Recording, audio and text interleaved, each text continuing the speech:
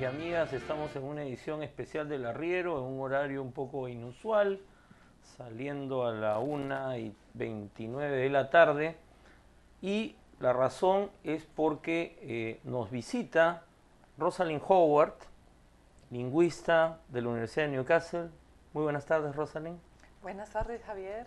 Rosalind está en el Perú porque se inicia mañana un evento muy importante, que es el Congreso Internacional Léxico y Contacto de Lenguas en los Andes. Es un congreso que va a durar 3 días, que es organizado por la Universidad Católica del Perú, y Rosalind es una de las expositoras principales junto a otros destacados lingüistas.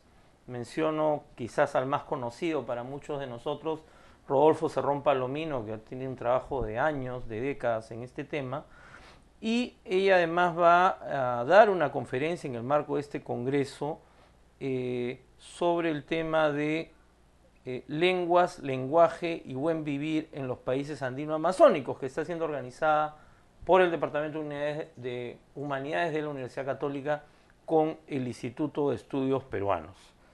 Y entonces vamos a conversar con ella, que además es autora de un libro que publicó el IEP y el Instituto Francés de Estudios Andinos, llamado Por los linderos de la lengua: ideologías lingüísticas en los Andes, una investigación muy interesante. Yo debo confesar que no conocía a Rosalind, nos hemos conocido hoy día y el libro lo he conocido hace un par de días, pero ella misma nos va a contar su larga relación con el Perú, que no comienza ni con este libro ni con el Congreso. Rosalind, bienvenida. ¿Cómo así una lingüista del otro mundo, digamos, ¿no? Viene al Perú y se interesa por el estudio del quechua y bueno, en general, de lo que ocurre en nuestro país? Bueno, debo decir que mucho me inspira el título de la nueva película documental que están sacando, Sigo Siendo. Quechuapi, Runasimipi, Kashanirachmi, Chaita Nierga, Taita José María Arguedas, Unaiña. Tanto tiempo atrás estudié como estudiante en la Universidad en Inglaterra idiomas, y precisamente el castellano, y ahí fui conociendo la literatura latinoamericana y en particular la obra novelística de José María Arguedas, que escribía sobre el mundo de los quechuas del sur peruano, y a través de las novelas de él, sobre todo, por ejemplo, Los ríos profundos, me iba interesando en la cultura y la lengua quechua, y por eso me decidí que quería seguir ese rumbo, conocer más a fondo la lengua quechua. Y llegaste al Perú en los años 80. Sí, vine al Perú por primera primera vez. vez en los años 80, pero ya había estado en el Ecuador en los años 70. Yo remonto lejos en el Ajá. tiempo. Soy una ancestra, una antepasada casi. Tú llegaste hiciste tu tesis en Ecuador, y luego vienes al Perú y te vas a hacer trabajo de campo en Huánuco, Sí, una zona que, digamos, no es muy estudiada, por lo menos en las escuelas de antropología. Quizás no hay muchos estudios sobre Huánuco. ¿Qué es lo que hiciste tú en Huánuco? Cuéntanos un poco. bueno, fue un poco como había tanta gente en esa época, en los 80, trabajando antropología en la zona del sur. Me decidí ir a una zona menos conocida, y bueno, fui invitada por un proyecto de antropología francesa que trabajaba a partir del IFEA en esa época, a la zona de Tantamayo. Bueno, es el distrito de Tantamayo, ubicado en la provincia de Guamalíes, del departamento de Huánuco. Son tierras bien altas, Claro. que linderan con Ancash. Ancash, y es una zona de asentamiento preincaico muy importante, con digamos, pueblos fortificados de la época intermedio tardía, ¿no? Entonces, bueno, las antropólogas hacían su trabajo y me pidieron que yo hiciera como paralelamente un estudio etnolingüístico y etnohistórico. Y es lo que hice, trabajando el tema de la historia oral, de acuerdo a la gente del lugar, quechohablantes. Yo viví entre ellos, conversando con ellos y documentando su versión de la historia, que es otra versión de la historia que conocemos o la que nos enseñan, ¿no? Claro. O la que le enseñan a la misma gente también en las escuelas. Sí. Ahora, cuando tú llegaste por primera vez a Ecuador y luego al Perú, eran otros tiempos políticos y otros tiempos en términos culturales, digamos, ¿no? Sí, es cierto. Sin embargo, en el caso peruano, y eso tú lo señalas en el trabajo, en el primer capítulo, ¿no? En los 70 se inicia una preocupación estatal importante por el tema del quechua, que ha sido el tema que te trae también al Congreso, ¿no? Pero luego hay como una, digamos, se suspende esto después de que el gobierno de Velasco cae, y en los años 90 hay como un resurgimiento desde los estados, ¿no? Que es un poco el tema que vas a tratar. El quechua que la gente habla, que la gente se comunica, hay más de 7 millones de personas creo que lo hablan, ¿no? Según las cifras que yo veía. Es una cosa, y otra cosa son las políticas que los estados hacen. ¿Cuánto ha cambiado eso en las últimas décadas? De esta primera etapa a este otro momento político que vivimos ahora.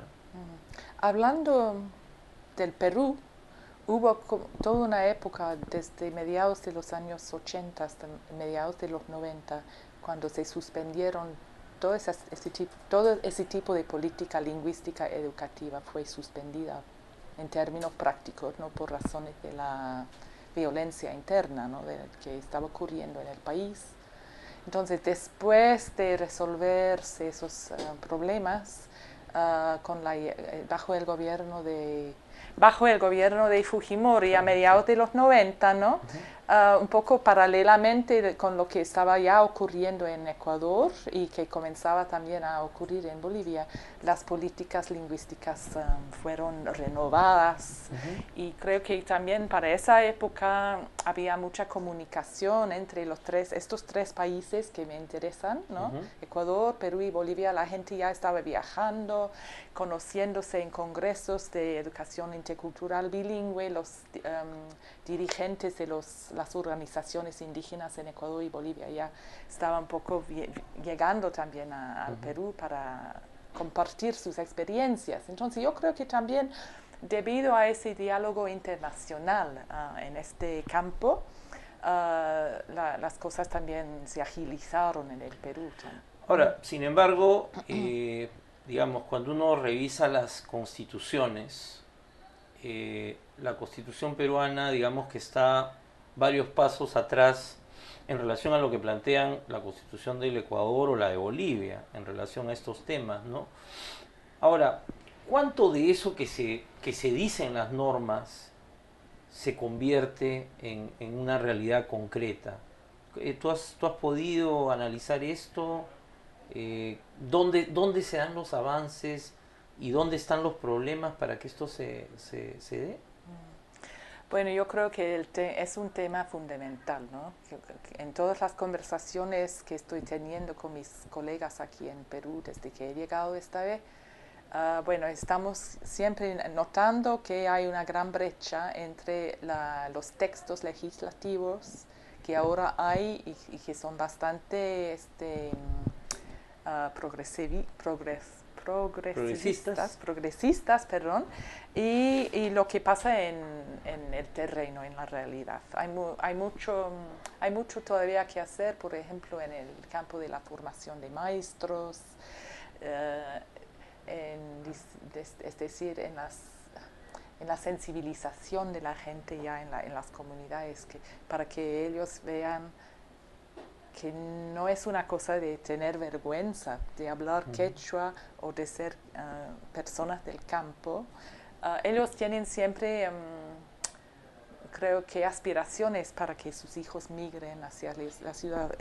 Hay mucho interés en la migración, mucho impulso hacia la migración, y parece que en la idea de la gente esa es una contradicción, que guardar las tradiciones o, digamos, la cultura lingüística, la identidad lingüística, por decir, y ser urbano, desplazarse, moderno y desplazarse a un medio urbano, es algo contradictorio. En el fondo no debería ser así, porque todos llegamos a ser bilingües si podemos, en diferentes idiomas. Y digamos que es ya es común que la gente sea bilingüe. Sí. Pero acá ese bilingüismo se ha visto mal durante décadas, sí.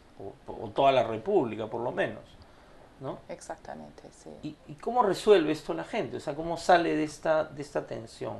Yo creo que hay mucho que hacer desde muchos ángulos, ¿no?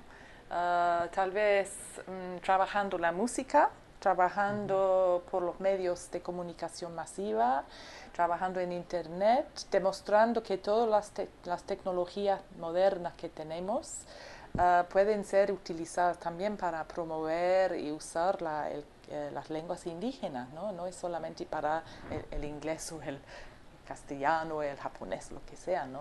Cualquier idioma puede ser utilizada y promulgada por vía de esos medios de comunicación. Yo creo que un poco por ahí también para que los jóvenes tengan interés, que se entusiasmen, que se encuentren en eso. Que se reconozcan, porque digamos. El lugar, digamos, para reconocimiento entre los jóvenes es el Facebook. Tú puedes ir a ver en Facebook que la gente se está hablando en las lenguas indígenas. Las lenguas indígenas no están ausentes del Facebook. Así que yo creo que por ahí habría un poco una clave para las nuevas generaciones, por lo menos. Interesante. Tenemos que hacer un corte brevísimo y volvemos con Rosalind Howard para seguir conversando sobre lenguas, lenguaje y buen vivir.